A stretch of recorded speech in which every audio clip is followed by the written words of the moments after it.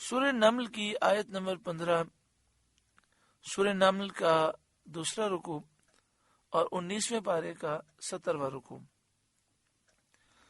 اللہ رب العالمین نے ارشاد فرمایا وَلَقَدْ آتَيْنَا دَاوُودَ وَسُلَيْمَانَ عِلْمًا، اور بے شک ہم نے داؤد اور سلیمان کو بڑا علم عطا فرمایا، یعنی فیصلہ کرنے کا علم، سیاست کا علم۔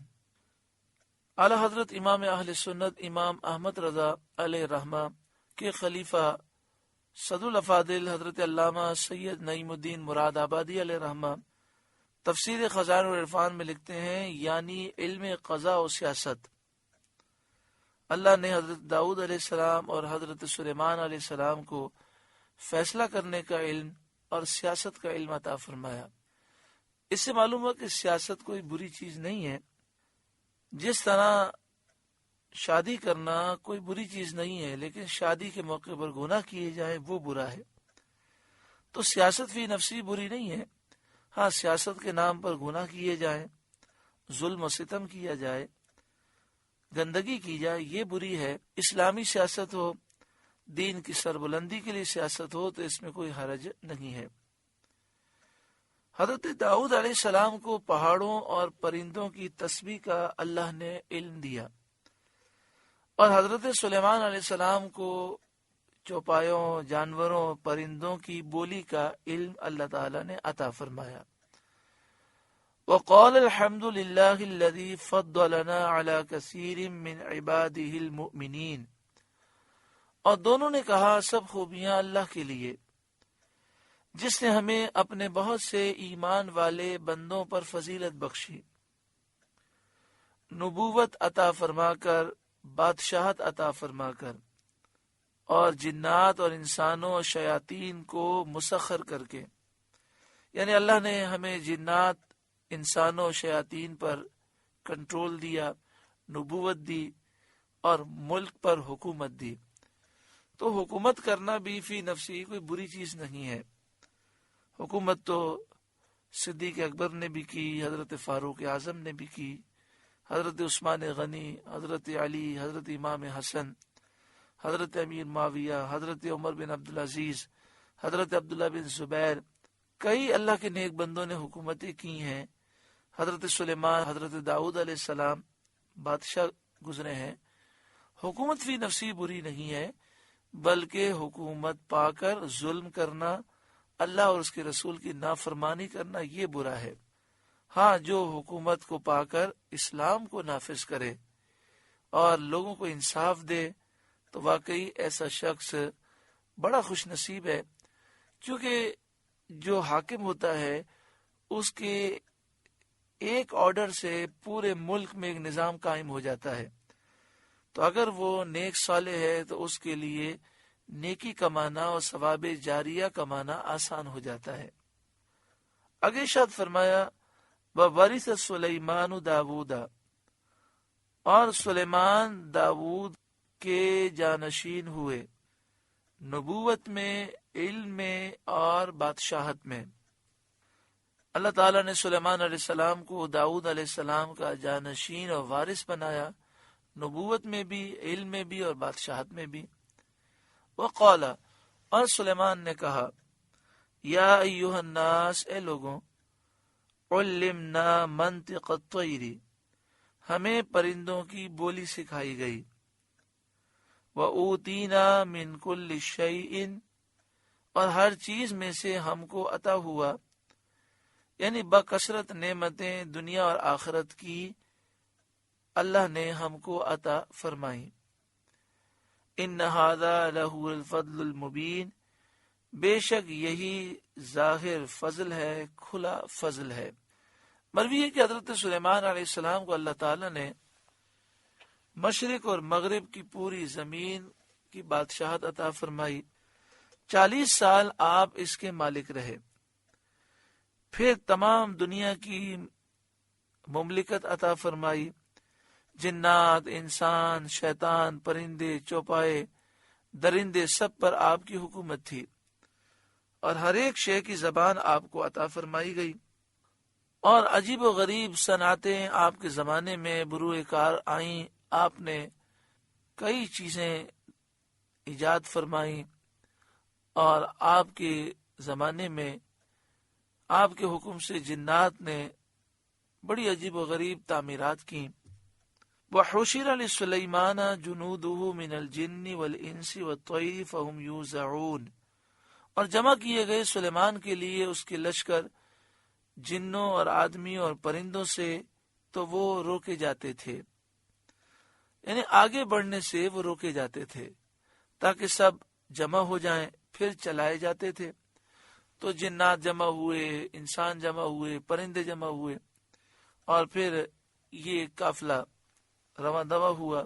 حضرت سلیمان علیہ السلام ہوا کو حکم دیتے تو ہوا یہ لاکھوں انسانوں، جنات، پرندوں کو اڑا کر اور آپ کو اڑا کر جہاں آپ چاہتے وہاں پہنچا دیتی. حتی اذا اتوا علی واد النمل، یہاں تک کہ جب چونٹیوں کی وادی پر آئے، یا تو یہ وادی طائف میں تھی یا یہ وادی شام میں تھی. اس وادی پر آپ گزرے جہاں چونٹیاں بہت زیادہ تھیں. قالت نملہ، ایک چونٹی بولی. جو چونٹیوں کی ملکہ تھی وہ لنگڑی تھی. جب حضرت قتادہ رضی اللہ تعالیٰ عنہ کوفہ میں داخل ہوئے اور وہاں کی مخلوق آپ کی گرویدہ ہوئی، وہاں کے لوگوں نے آپ سے عقیدت کا اظہار کیا، تو آپ نے لوگوں سے فرمایا جو چاہو پوچھو. حضرت امام اعظم ابو حنیفہ رضی اللہ تعالیٰ عنہ اس وقت نوجوان تھے. آپ نے پوچھا کہ حضرت سلیمان علیہ السلام کی چونٹی مادہ تھی یا نر؟ حضرت قتادہ رضی اللہ تعالیٰ عنہ ساکت ہو گئے. تو امام صاحب نے فرمایا کہ وہ مادہ تھی. آپ سے دریافت کیا گیا کہ یہ آپ کو کس طرح معلوم ہوا؟ آپ نے فرمایا قرآن کریم میں ارشاد ہوا قالت نملہ. اگر نر ہوتی تو قرآن شریف میں قالا نمل وارد ہوتا. سبحان اللہ. اس سے حضرت امام اعظم ابو حنیفہ کی شان علم معلوم ہوتی ہے. غرض جب اس چونٹی ملکہ نے حضرت سلیمان علیہ السلام کے لشکر کو دیکھا تو کہنے لگی قالت نملہ، ایک چونٹی بولی یا ایھا النمل ادخلوا مساکنکم، اے چونٹیوں اپنے گھروں میں چلی جاؤ. لا یحطمنکم سلیمان وجنودہ وہم لا یشعرون، تمہیں کچل نہ ڈالیں سلیمان اور ان کے لشکر بے خبری میں. یہ چونٹی نے اس لیے کہا کہ وہ جانتی تھی کہ حضرت سلیمان علیہ السلام نبی ہیں، صاحب عدل ہیں، انصاف کرنے والے ہیں. جبر، زیادتی، ظلم آپ کی شان نہیں. اس لیے اگر آپ کے لشکر سے چونٹیاں کچلی جائیں گی تو بے خبری ہی میں کچلی جائیں گی کہ وہ گزرتے ہوں اور اس طرف توجہ نہ کریں. چونٹی کی بات حضرت سلیمان علیہ السلام نے 3 میل سے سن لی، اور ہوا ہر شخص کا کلام آپ کے کان مبارک تک پہنچاتی تھی. جب آپ چونٹیوں کی وادی پر پہنچے تو آپ نے اپنے لشکروں کو ٹھہرنے کا حکم دیا، یہاں تک کہ چونٹیاں اپنے گھروں میں داخل ہو گئیں. سلیمان علیہ السلام کی سیر اگرچہ ہوا پر تھی، مگر بعید نہیں ہے کہ یہ مقام آپ کا جائے نزول ہو. یعنی محسوس یہ ہوتا ہے کہ یہاں پر آپ کو اترنا تھا اور آپ نیچے کی طرف آ رہے تھے. تو چونٹی نے دیکھ کر چونٹیوں کو کہا کہ اپنے گھروں میں چلی جاؤ، کہیں بے خبری میں یہ لشکر تمہیں کچل نہ دے. فَتَبَسَّمَ ضَاحِكًا مِّن قَوْلِهَا، تو اس کی بات سے مسکرا کر ہنسے. چونٹی کی بات سن کر حضرت سلیمان علیہ السلام نے تبسم فرمایا. انبیاء کا ہنسنا تبسم ہی ہوتا ہے، جیسا کہ احادیث میں وارد ہوا ہے. وہ حضرات کہکا مار کر نہیں ہنستے. تبسم سے مراد ہے کہ اس طرح مسکرانا کہ دانت ظاہر ہوں، خوشی کا اظہار ہو، لیکن اس میں آواز پیدا نہ ہو. اور ہنسنا کہتے ہیں اتنا ہنسنا کہ آواز تو پیدا ہو لیکن انسان خود سنے، دوسرا نہ سنے. اور کہکا کہتے ہیں اتنا ہنسنا کہ ہنسنے کی آواز برابر والا اگر موجود ہو تو وہ سن سکے. تو زور زور سے ہنسنا یہ انبیاء کا طریقہ نہیں ہے. فرمایا گیا کہ اس سے دل مردہ ہوتا ہے. وقال، اور عرض کی، جب آپ نے چونٹی کی بات سنی آپ مسکرائے اور آپ نے عرض کی ربی اوزعنی ان اشکر نعمتک التی انعمت علی وعلی والدی، اے میرے رب مجھے توفیق دے کہ میں شکر کروں تیرے احسان کا جو تو نے مجھ پر اور میرے ماں باپ پر کیے. وَأَنْ أَعْمَلَ صَالِحًا تَرْضَاهُ، اور یہ کہ میں وہ اچھا کام کروں جو تجھے پسند آئے. وَأَدْخِلْنِي بِرَحْمَتِكَ فِي عِبَادِكَ الصَّالِحِينَ، اور مجھے اپنی رحمت سے اپنے ان بندوں میں شامل کر جو تیرے قرب خاص کے مستحق ہیں، جو تیرے مقرب بندے ہیں ان میں اپنی رحمت سے مجھے داخل فرما، یعنی مجھے انبیاء اور اولیاء کی صفوں میں داخل فرما. وَتَفَقَّدَ الطَّيْرَ، اور پرندوں کا جائزہ لیا. فقال، تو فرمایا ما لیا لا ارى الہدہد، مجھے کیا ہوا کہ میں ہدہد کو نہیں دیکھتا. ام کان من الغائبین، یا وہ واقعی حاضر نہیں. لَأُعَذِّبَنَّهُ عَذَابًا شَدِيدًا، ضرور میں اسے سخت عذاب کروں گا اس کے پر اکھاڑ کر. یا مراد یہ کہ میں اسے سخت عذاب دوں گا، یا تو اس کے پر اکھاڑ دوں گا، یا اس کو اس کے پیاروں سے جدا کر دوں گا، یا اس کے جو ساتھی ہیں اسے اپنے ساتھیوں پر خادم بنا دوں گا، یا غیر جانوروں کے ساتھ اسے قید کر کے عذاب دوں گا.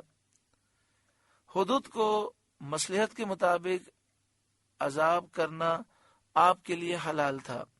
جب پرندے آپ کے لیے مسخر کیے گئے تھے تو تادیب اور سیاست مقتضائے تسخیر ہے، یعنی آپ جس طرح چاہیں ان کو سزا دے سکتے ہیں. لَأُعَذِّبَنَّهُ عَذَابًا شَدِيدًا، ضرور میں اسے سخت عذاب کروں گا. اَوْ لَأَذْبَحَنَّهُ، یا ذبح کر دوں گا.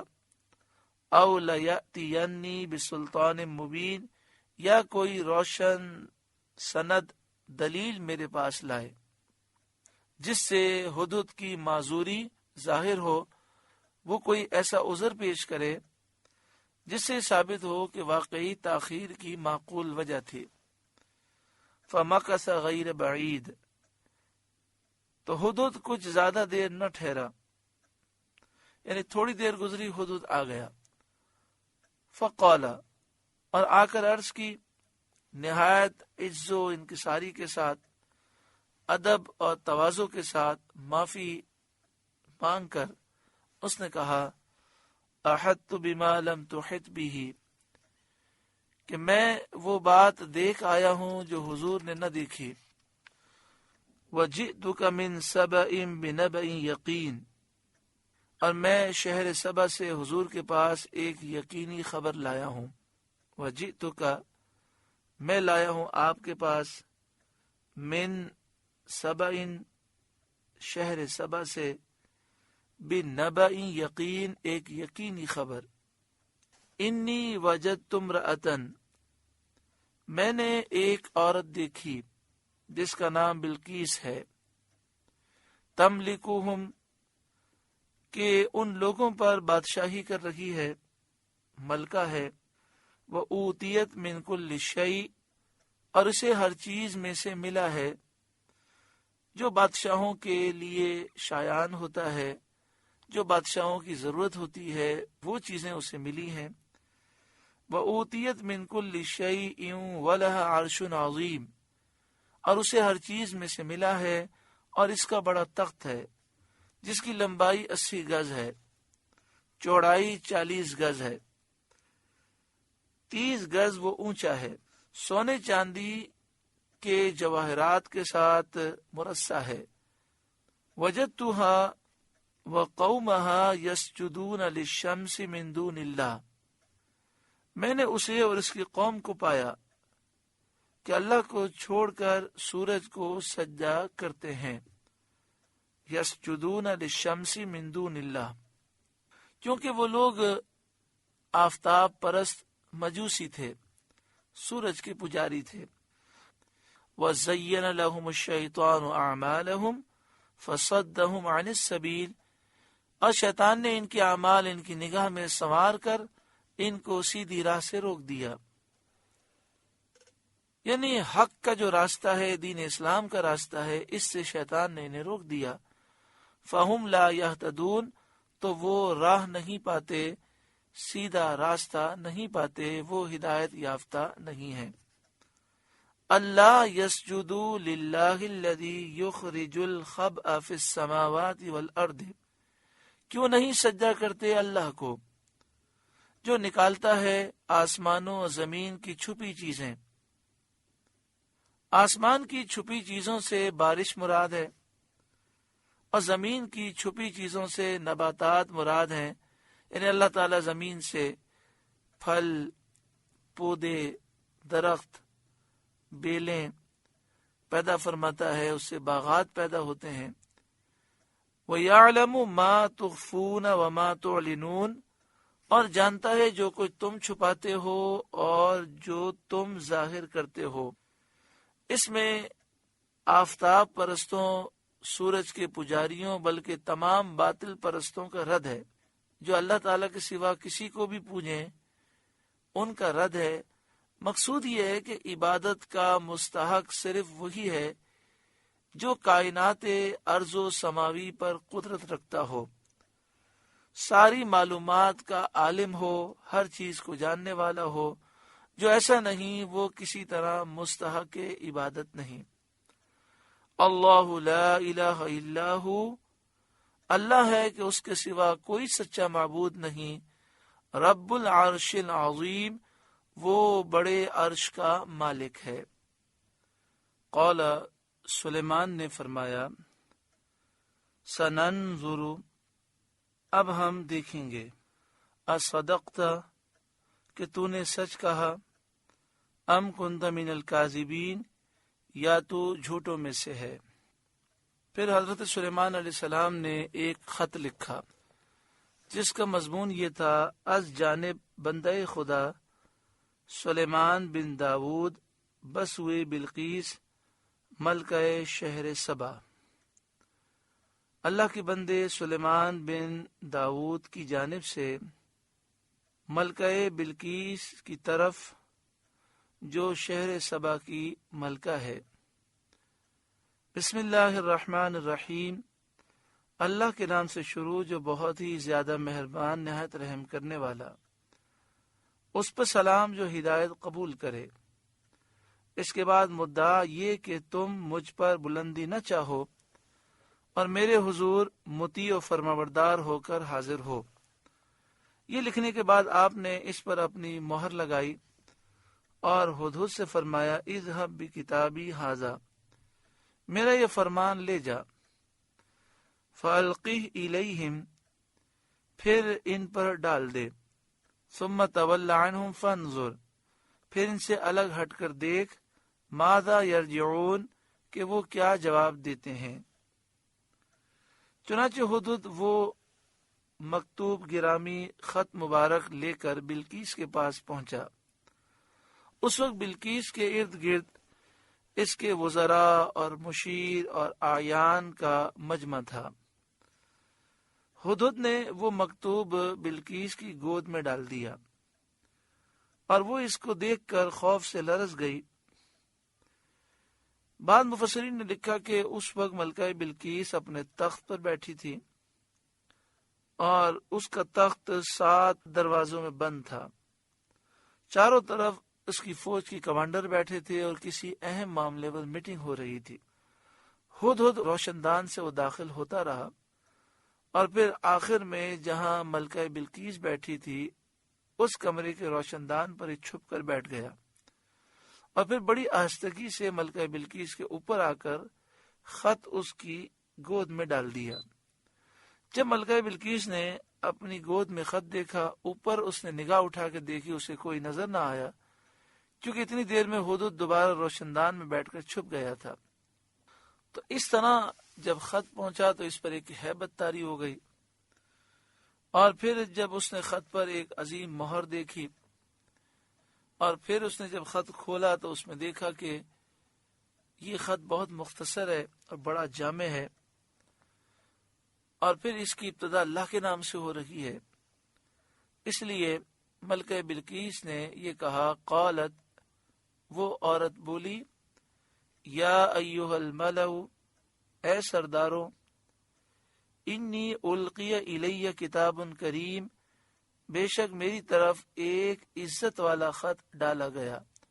کتاب سے مراد یہاں خط ہے، کتاب کریم، ایک عزت والا خط ڈالا گیا۔ اس نے اس خط کو عزت والا کیوں کہا؟ تو ایک تو وجہ یہ ہے کہ اس پر مہر لگی ہوئی تھی، اس سے اس نے جانا کہ خط کا بھیجنے والا جلیل المنزلت بادشاہ ہے، یا اس لیے کہ اس خط کی ابتدا اللہ تعالی کے نام پاک سے تھی۔ پھر اسے بتایا کہ وہ خط کس کی طرف سے آیا ہے، چنانچہ وہ بولی، انہ من سلیمان، بے شک وہ خط سلیمان کی طرف سے ہے، وَإِنَّهُ بسم اللہ الرحمن الرحیم، اور بے شک وہ اللہ کے نام سے ہے جو نہایت مہربان رحم والا۔ اس خط میں یہ لکھا ہے، اللہ تعالو علیہ، یہ کہ مجھ پر بلندی نہ چاہو، یعنی میری تعمیل ارشاد کرو، میرا حکم مانو اور تکبر نہ کرو، جیسا کہ بعض بادشاہ کیا کرتے ہیں۔ وَأْتُونِي مسلمین، اور گردن رکھتے میرے حضور حاضر ہو، یعنی میری فرما برداری کرتے ہوئے میرے حضور آ جاؤ۔ یہ خط کا مضمون تھا۔ ملکہ بلقیس نے یہ خط پڑھا، اور یہ خط پڑھ کر اس نے اپنے وزراء کو سنایا۔ سورہ نمل کا دوسرا رکوع مکمل ہوا۔ اللہ رب العالمین اس رکوع کے نور سے ہمارے قلوب کو روشن و منور فرمائے۔ رب العالمین ہمیں ہر وقت اپنا ذکر کرنے کی توفیق عطا فرمائے، ہمارے تمام صغیرہ و کبیرہ گناہوں کو معاف فرمائے۔ حضرت سلیمان علیہ السلام پوری دنیا کے بادشاہ، سارے جنات، سارے انسان، سارے پرندے، سارے جانور، درندے، مچھلیاں، دریا کے پانی، ہوائیں آپ کے قابو میں تھیں، مگر آپ ہر وقت اللہ کی یاد کرتے، لمبے لمبے قیام کرتے۔ آج ہمارا چھوٹا سا کاروبار اور چھوٹی سی دنیا کی مصروفیتیں ہیں، مگر پھر بھی کتنی دفعہ رب کو بھول جاتے ہیں۔ اللہ اپنا فضل فرمائے اور ہمیں اپنی یاد عطا فرمائے۔ آمین بجاہ سید المرسلین صلی اللہ علیہ وآلہ وسلم۔